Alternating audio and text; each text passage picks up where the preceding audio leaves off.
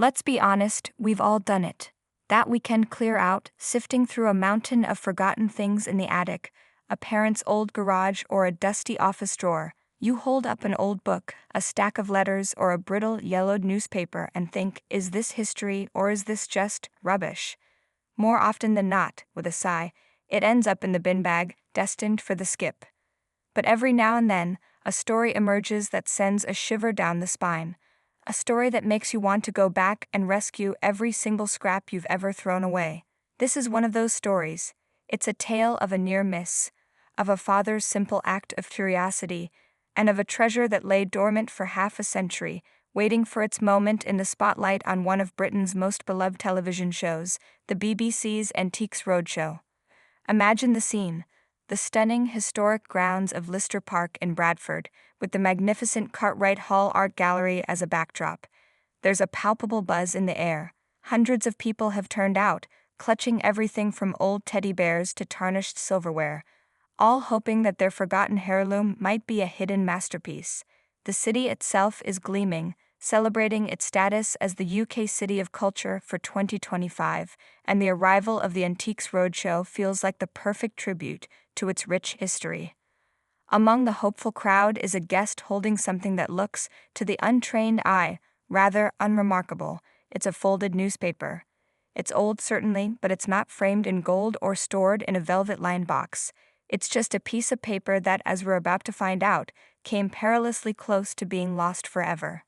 Enter Matthew Haley, one of the show's most respected experts. With a keen eye for books, manuscripts, and the delicate paper trails of history, he's seen it all.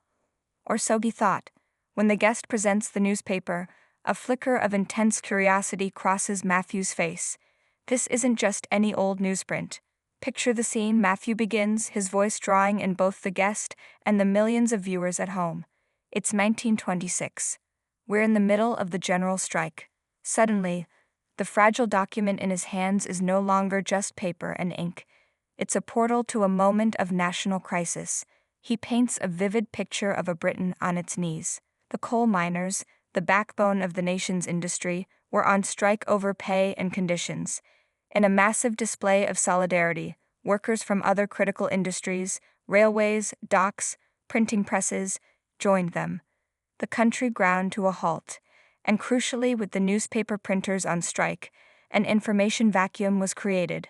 The government, led by Prime Minister Stanley Baldwin, was losing control of the narrative.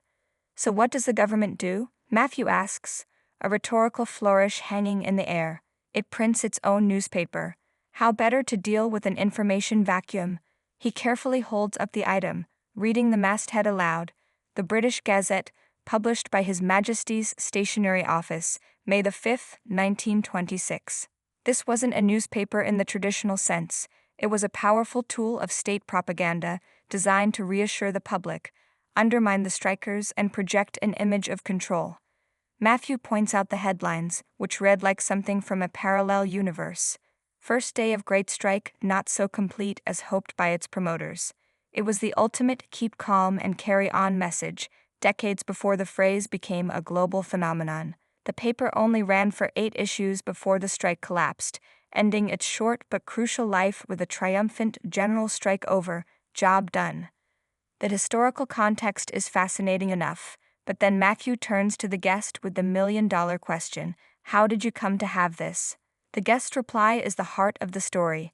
It's something that my father acquired during an office clearance in the 1970s. He explains, his voice tinged with nostalgia. It was something that was going to be thrown away, and he sort of rescued it and brought it home. Just let that sink in. This tangible piece of British history was moments away from being landfill. It was seen as junk, old paper to be cleared out to make way for new filing cabinets and modern office life. But one man, the guest's father, saw something. Maybe it was the bold title or the date, but some instinct told him it was worth saving.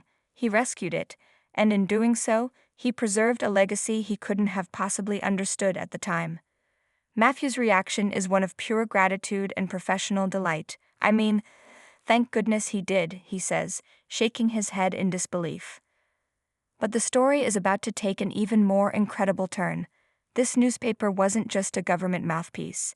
It had a notoriously fiery and determined editor at the helm, a certain Winston Churchill. At the time, he was the Chancellor of the Exchequer, and he poured his formidable,